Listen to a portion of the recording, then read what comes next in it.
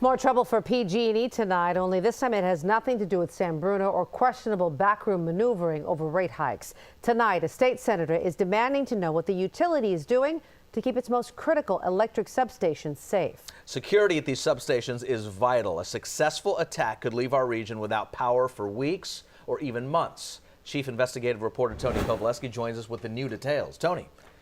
Raj, tonight a state senator and a former president of the state's Public Utilities Commission are calling for an investigation into PG&E and its failures in its security network. The call for action follows our investigation and the vulnerability we uncovered. By all indications, this is a major substation. Our investigation and our cameras got an up-close look at many of PG&E's most important and most critical electric substations. This is a thermal imaging camera. We're about 200 yards away.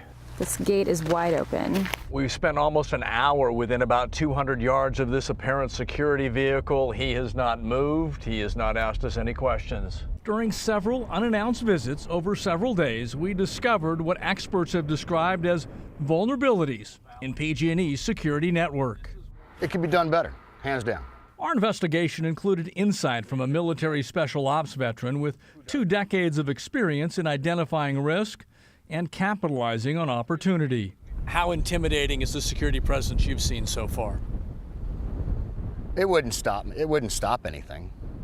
I mean, it wouldn't. When you saw what we reported, how did you react? Well, it was upsetting to me. Earlier this year, State Senator Jerry Hill authored a successful bill forcing California utility companies, starting next year, to increase security at substations. He also reviewed the findings of our investigation. Well, it said that PG&E has not done enough to protect the infrastructure that we so rely on. On April 16th of last year, this security camera video shows what can happen. A sniper attack destroyed 17 transformers at the Metcalf substation along Highway 101 south of San Jose.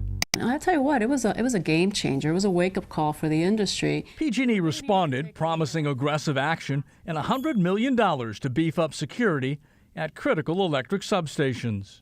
So I've been out here 30 minutes and haven't had anyone ask me any questions. Is there anybody here on site? It's not a manned. It used to be manned, but it's not anymore. No security?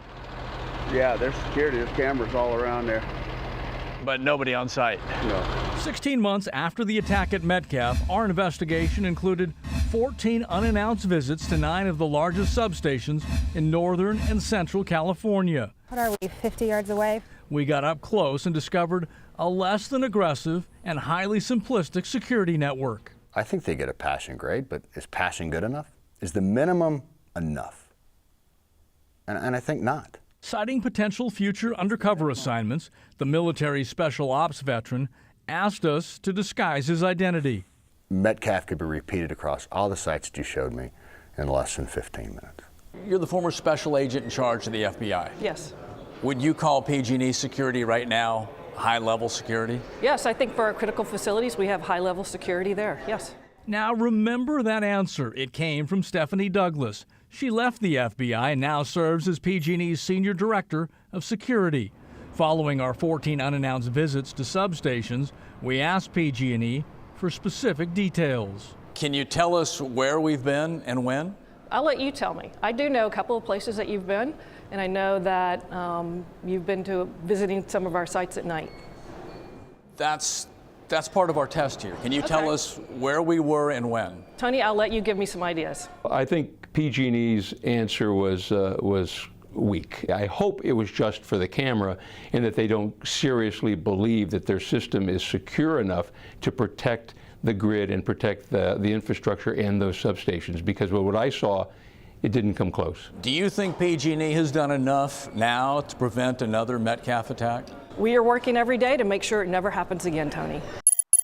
9 days after that interview, a few weeks after our investigation, you're looking at what was left of an outer fence at the Metcalf substation. This time, intruders cut through the fence, stealing thousands of dollars in construction equipment.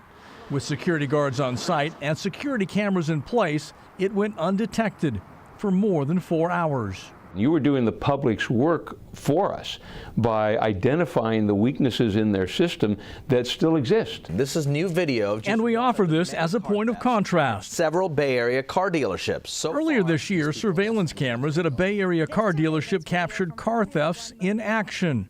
Remember, the utilities director of security said, for our critical facilities, we have high-level security there.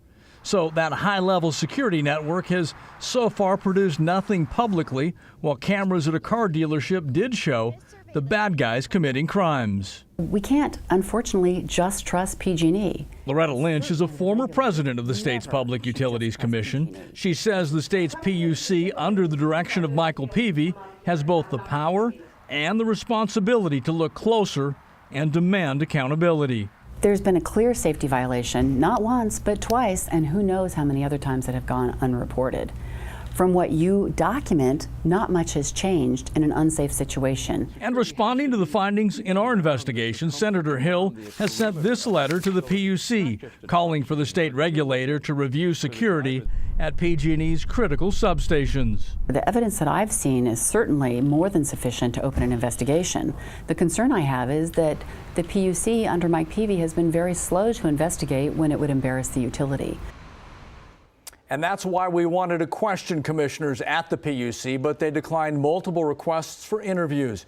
But in a statement, the PUC said PG&E is in the process of making a security upgrade across the system, and CPU staff is monitoring the progress and will conduct audits. We also asked to get an update from PG&E's Senior Director of Security. This time, our request was denied.